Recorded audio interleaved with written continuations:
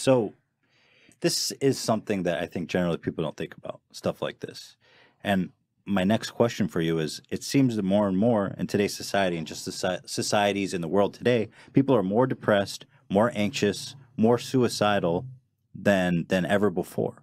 Is that a symptom of something unusual going on in our society? Is it just people that are more comfortable talking about it now? What is it? Why are so many people depressed? It's a good question. It's a good question.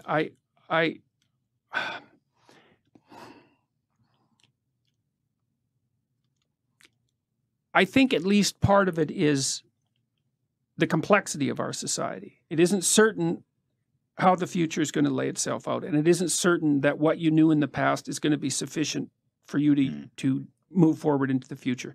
So there's lots of opportunity, but it's very complex. And it's not easy to keep up in our world.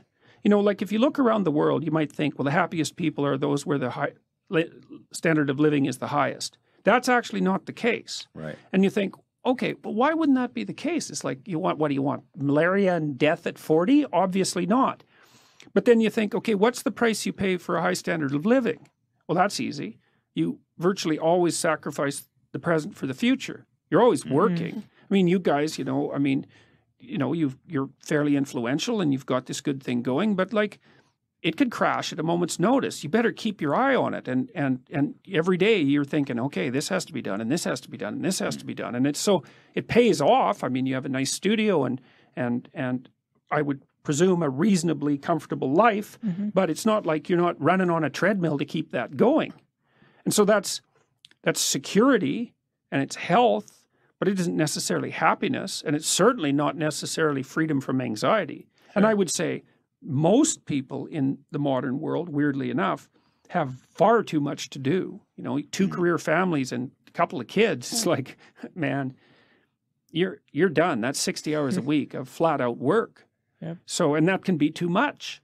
And then I also think, because our society is philosophically unstable, and that's sort of reflected in this polarization, is that people are doubtful about whether their lives have any meaning, for example. You know, well, why bother? What's the use of it? Who cares? It's like, what difference is it going to make in a million years, you know? And life is hard, and if you just have a nihilistic viewpoint, then it's easy to be swamped by doubts and existential angst and all of that. And like, I think that's a mistake, because I think that your life can be very meaningful. It's proportionate to the responsibility that you take on. And you can learn that by watching when you're engaged in the world, you know, and what works to sort of protect you from feelings of isolation and doom. You know, and a lot of the lectures I have on YouTube are about exactly that. So I think part of it is the complexity of the modern world. Yeah. I also can't shake the sneaking suspicion that it has something to do with our diet. Really? Well, you know, I saw this. We know that obesity is like skyrocketed. Yeah. Okay. So, and probably the reason for that, it's not exactly certain.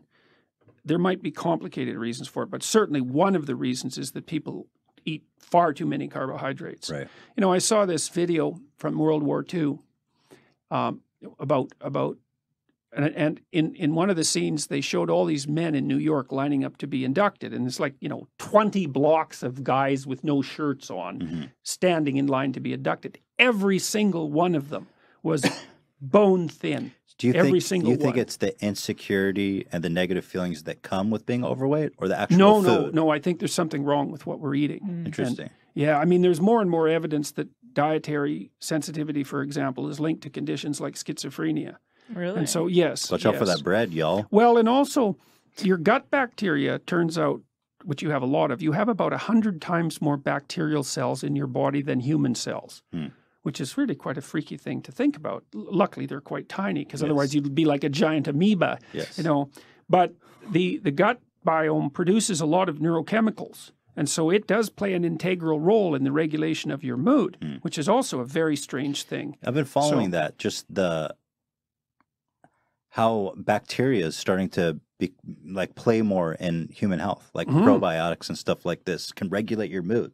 That's so freaky. Yeah, it is. That's for sure. Yeah. Well, and you know, one possibility is that Well, let's say you eat a lot of carbohydrates and sugar. Okay, so what happens is that you grow bacteria in your gut that really like carbohydrates and sugar. Right. Well, so then you think, well, I'm always having cravings for carbohydrates and sugar. It's like you're having the cravings, you think. Well, maybe not. Maybe what's happened is that, you know, through a Darwinian process, you've encouraged the growth of bacteria that really like sugar and carbohydrates. And you think that same bacteria is messing with people's mood? Maybe. Yes, it could, and it's also messing with their cravings. That's. I mean, we're really walking oceans, you know, like we're big creatures. Yeah. I mean, we're not big compared to like a Douglas fir or the sun, but like we're pretty big creatures, and we are liquid. Most of us is liquid, and you know, if you saturate yourself with carbohydrates and sugar, then you are invaded by the bacteria that live on those things, and so that's not necessarily so good for you.